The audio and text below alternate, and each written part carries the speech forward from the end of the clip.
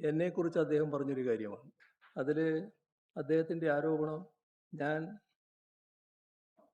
വർഗീയത പരത്തുകയാണെന്ന്. ഇത്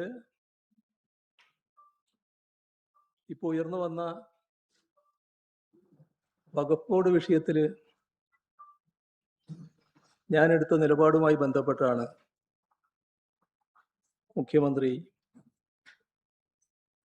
ഇത്തരമൊരു ആരോപണം ഉന്നയിക്കുന്നത്.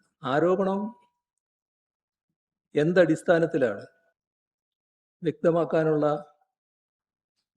ബാധ്യത അദ്ദേഹത്തിനുണ്ട്. വഖഫ് ബോർഡിൽ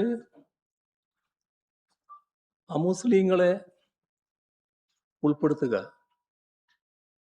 എന്ന നിലപാട് BJPയുടേതാണ്. കേന്ദ്ര ഗവൺമെന്റ് കൊണ്ടുവന്ന നിയമഭേദഗതിയാണ്.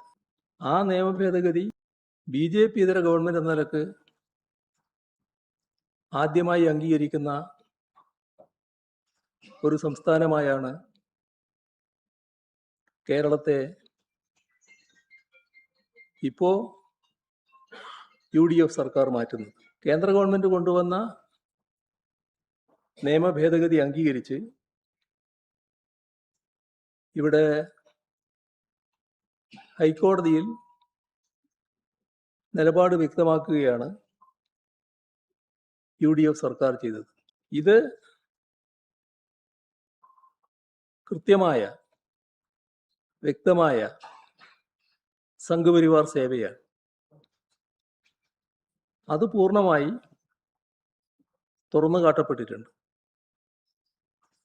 അപ്പോഴാണ് അദ്ദേഹം നിലവിട്ട് സംസാരിക്കുന്ന നില വന്നിട്ടുള്ളത്. ഇവിടെ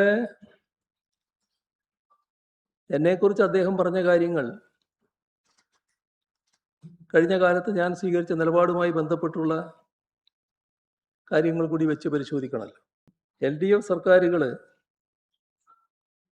എല്ലാ മതവിഭാഗങ്ങൾക്കും ഭരണഘടന ഉറപ്പു നൽകുന്ന